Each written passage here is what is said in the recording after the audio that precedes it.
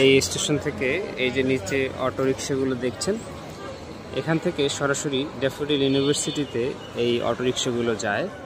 অর্থাৎ metro central স্টেশনে নেমে সরাসরি আপনি ড্যাফোডিল যেতে পারেন।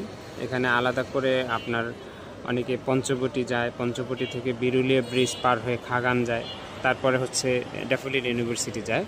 কিন্তু ওভাবে না গিয়ে আপনি সরাসরি 60 টাকা অটো ভাড়া দিলে এখান থেকে আপনাকে ড্যাফোডিল ইউনিভার্সিটিতে নিয়ে যাবে। ড্যাফোডিল ইউনিভার্সিটি যাওয়ার পথেই মূলত দুইভাবে ড্যাফোডিল ইউনিভার্সিটি যাওয়া যায়।